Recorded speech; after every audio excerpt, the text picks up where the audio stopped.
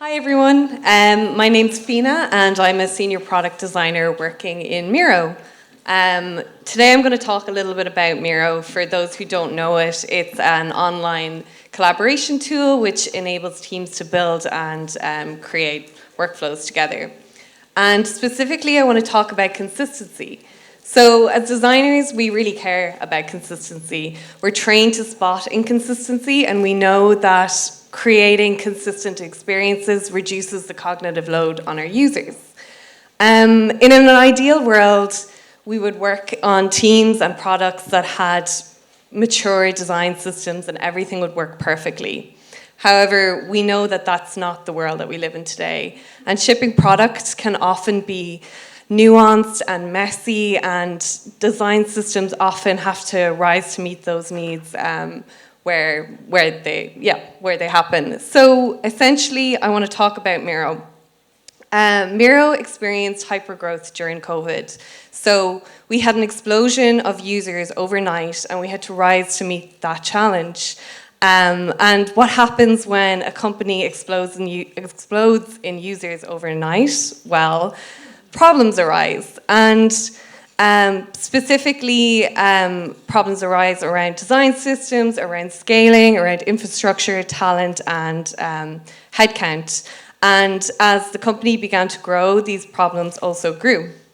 So I joined the team post-COVID era, where we had to kind of have a look at what has been built and see how to fix it. And I joined the administration team, so I was working on the enterprise experience in Miro, which is quite different to the end user experience. And so our first port of call was to create some design principles. And these design principles would act as a guiding light for our team and the decisions we would make. So unlike the end user in Miro, which is about creativity and collaboration, the enterprise experience is about security, logic, permissions, and so we based our principles on the admin.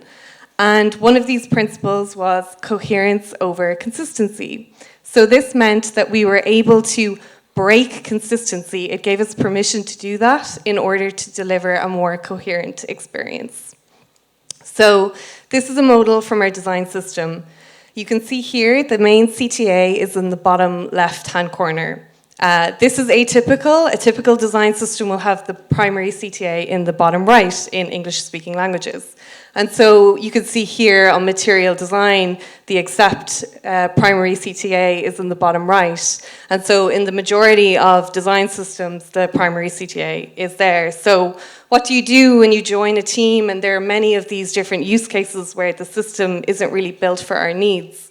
This is one screen that we developed where we were creating a wizard, and it was quite a complex flow, and essentially we had to move the primary CTA to the bottom right and break the design system. So with those principles, it empowered us to create the chaos and to break the rules. And so with that, we started to create many different use cases where we would need to actually redesign the whole system in order to create a better user experience.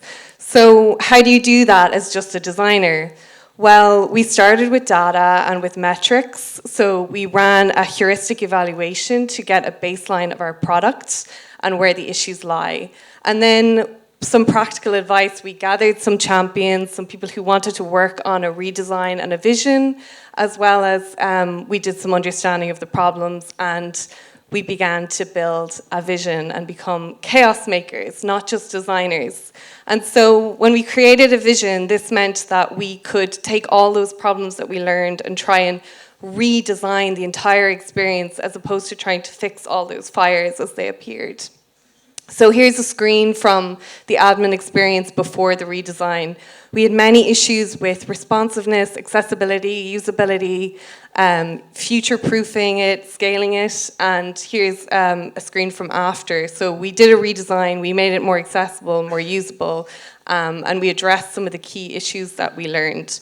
I could go into a whole other talk on that whole experience of redesigning the entire admin experience, but what I'd like for people to take away from this is to challenge yourself to maybe break consistency. Just because it's in the design system doesn't mean you should follow it, and to to build a vision and work with your teams to do so. Thank you.